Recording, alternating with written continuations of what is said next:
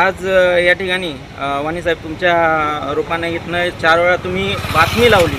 त्या बातमी लावल्यामुळं कमीत कमी त्या बातमीचा कुठंतरी या लोकांनी थोडासा विचार केला।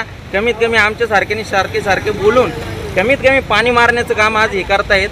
तर माझा एकच प्रश्न आहे का स्थानिक लोकांना इथं जो होतोय त्रास, यांचे स्वतःचे किराण्याच्या दुकानाचे आहेत ना भाडे सुद्धा जात नाही आहेत। या कारणास्तव मी स्वतः आवाज उठवतोय का माझा हा रोड एवढा कमीत कमी 200 मीटरचा व्हावा तुमच्या माध्यमातून।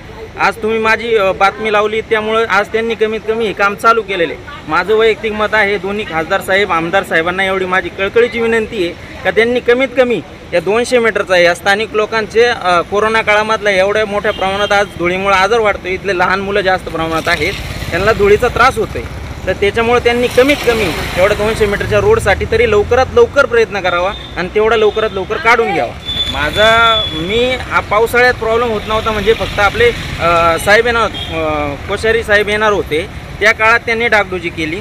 त्याच्यानंतर पाऊस पडत होता त्यावेळेस इश्यू नव्हता कारण धूळ उठत नव्हती।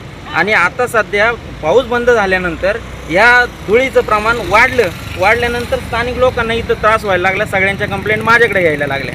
एक आपण छोटेसे कार्यकर्ते आहोत म्हणून आपल्याकडे प्रश्न यायला लागले, म्हणून आम्ही तुमच्या माध्यमातून लोकांपर्यंत जायला लागलो, म्हणून त्यांनी कुठेतरी छोटं मोठं आमचं तर खासदार साहेबांना वारंवार तेच सांगणं होतं। हे जवळजवळ आम्ही 1.5 वर्ष झाले सांगतोय। हे काय साहेब आजचा प्रश्न नाही, हा ते स्वतः निवडून यायच्या अगोदर सुद्धा हा प्रश्न त्यांना दिसत होता। त्याच्यानंतर सुद्धा आमदार साहेब होते, आमदार साहेबांना हा विषय दिसत होता, पण त्यांना हा प्रश्न दिसत असून आपल्यासारख्या सर्वसामान्य कार्यकर्त्यांनी काय सांगणार आहे ना, हा प्रश्न त्यांनाही दिसतोय। माझं म्हणणं एक कळकळीची विनंती आहे का आम्हाला फक्त आमच्या इथं 2 दिवस का होईना आमचे घरं रिकामी करून आम्ही तुम्हाला देतो, तुम्ही राहा। तुम्हाला तुमची अडचण दिसली का मग तुम्ही आम्हाला सांगा भाऊ खरंच प्रॉब्लेम आहेत का नाही, एवढंच माझं म्हणणं आहे आणि कळकळीची विनंती आहे। धुळीचा खूप त्रास होतो, काय हे रस्त्याचं चांगलं करायला पाहिजे ना, रस्ता दुरुस्त करून घ्यायचा, नीटनाटका करायचा,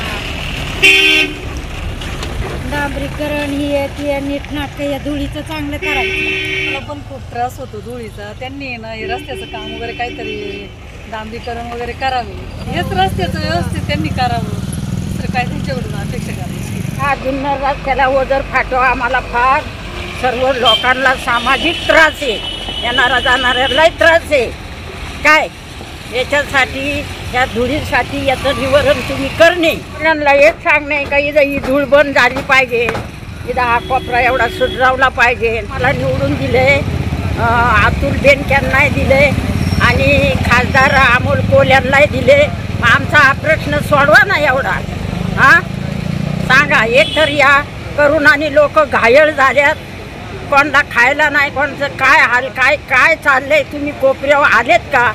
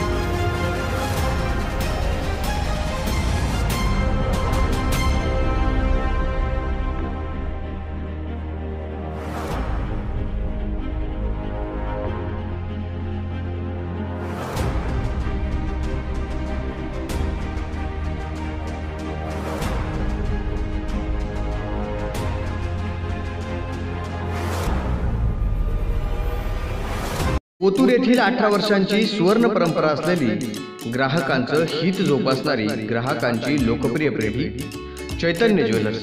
ओतूर येथील चैतन्य ज्वेलर्स आता ग्राहकांच्या सेवेकरता आळेफाटा या ठिकाणी ग्राहकांच्या सेवेत रुजू. आपल्या प्रत्येक शुभ कार्यात दागदागिने घडवायचे ते फक्त चैतन्य ज्वेलर्सचे. शुभ कार्य तुमचं आणि तुमच्या शुभ कार्याला सोन्याने चैतन्यमय करून टाकण्याची जबाबदारी फक्त आमची. चैतन्य ज्वेलर्स ग्राहकांच्या सेवेसाठी आळेफाटा या ठिकाणी रुजू.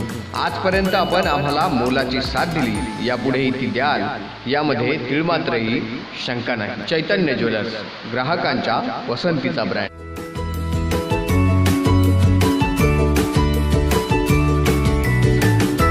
बातम्या शेतीच्या, बातम्या मातीच्या, बातम्या अन्यायाच्या, गुन्हेगारीच्या,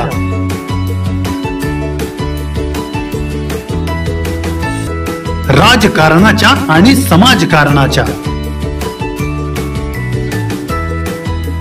शोषणाविरुद्ध बुलंद आवाज, जनसामान्यांच्या हुंकाराची गाज, सत्कार्याला प्रोत्साहन, दुष्कृत्याला अनुशासन, निर्भीड, निस्पृह, सडेतोड, बेधडक आणि रोखटोक म्हणजेच विघ्नहर टाइम्स. शोध बातमीचा, ध्यास सत्याचा. आपलं चॅनल, आपली बातमी. सबस्क्राईब तर कराच, पण बेल आयकॉनवर क्लिक करायलाही विसरू नका.